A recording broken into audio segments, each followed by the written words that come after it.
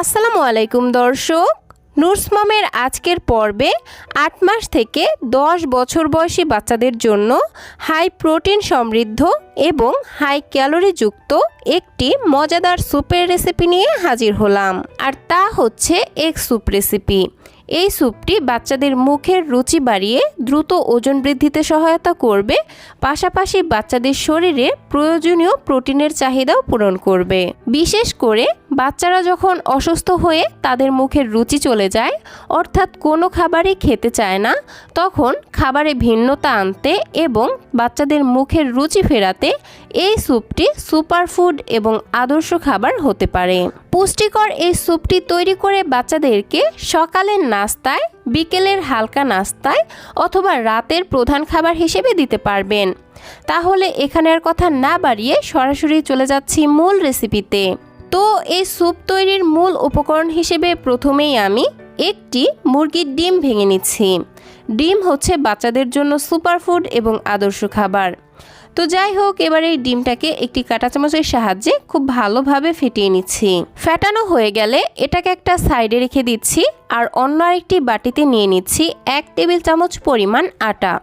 আপনারা চাইলে এখানে আটার পরিবর্তে ময়দা, ওটসের গুঁড়া অথবা কর্নফ্লাওয়ারও নিতে পারেন, তবে বাচ্চাদেরকে কর্নফ্লাওয়ারটা না দেওয়াই ভালো, সেজন্য আমি এখানে আটাই নিয়ে নিয়েছি।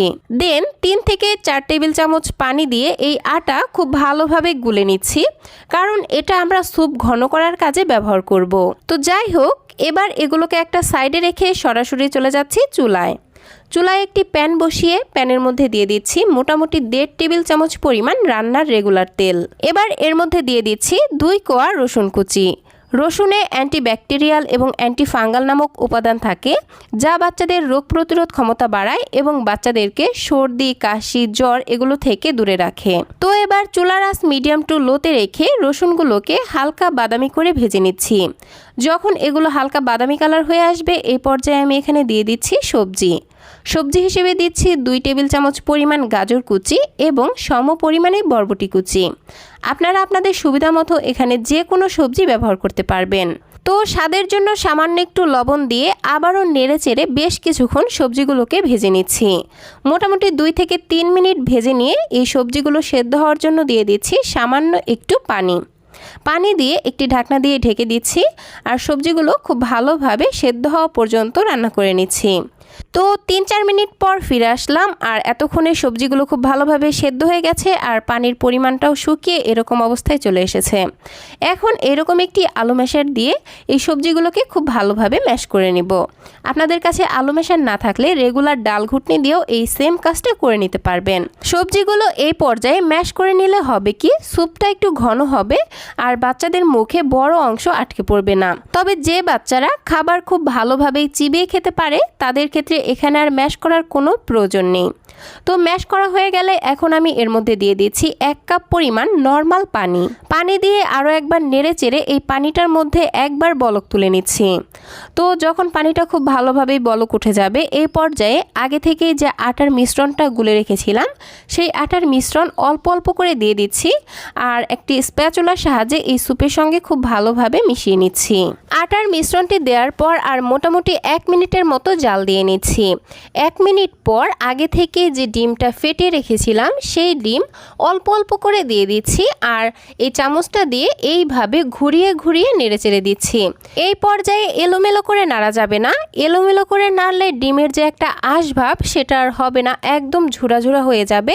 এ কারণে স্যুপটাও খেতে ভালো লাগবে না। ডিম দেওয়ার পর আমি এই স্যুপটাকে আর বেশিক্ষণ রান্না করব না, মোটামুটি 1 থেকে 2 মিনিটের মতো রান্না করে নেব। কারণ এই পর্যায়ে যদি খুব বেশি জাল দিয়ে ফেলেন তাহলে ডিমগুলো একদম শক্ত হয়ে যাবে আর স্যুপটা খেতে ভালো লাগবে না। তো যাই হোক, চুলা থেকে স্যুপটা নামানোর আগে আমি সামান্য কিছু ধনেপাতা কুচি দিয়ে দিলাম। তারপর এরকম অবস্থায় রেখে চুলা থেকে নামিয়ে নিচ্ছি। আর এই তো তৈরি হয়ে গেল বাচ্চাদের জন্য ভীষণই পুষ্টিকর, স্বাস্থ্যকর এবং ক্যালোরি বহুল এগ স্যুপ রেসিপি। এই স্যুপটা খেতে অসম্ভব মজাদার এবং স্বাস্থ্যকর তো বটেই। খাওয়ানোর আগে স্যুপের সঙ্গে 2-3 ফোঁটা লেবুর রস অ্যাড করে বাচ্চাকে খাওয়াতে পারেন। এতে করে স্যুপটা খেতেও ভালো লাগবে, আবার বাচ্চার শরীরে ভিটামিন সি এর চাহিদাও পূরণ হয়ে যাবে। তো দর্শক, এই ছিল আমার আজকের আয়োজন। ভিডিওটি ভালো লাগলে প্লিজ একটি লাইক দিবেন এবং আমার আজকের রেসিপিটি কেমন লাগলো সেটা ছোট্ট একটি কমেন্টের মাধ্যমে জানাতে একদমই ভুলবেন না। বাচ্চাদের জন্য এরকম আরও নিত্য নতুন সহজ এবং পুষ্টিকর খাবারের রেসিপি পেতে প্লিজ আমার চ্যানেলটিকে সাবস্ক্রাইব করে পাশের ঘন্টাটিকে বাজিয়ে অলে সেট করে রাখবেন পরবর্তী ভিডিওর নোটিফিকেশন সবার আগে পাওয়ার জন্য। আজকের মতো বিদায় নিচ্ছি। সবাই ভালো থাকবেন, সুস্থ থাকবেন। আল্লাহ হাফেজ। আসসালামু আলাইকুম।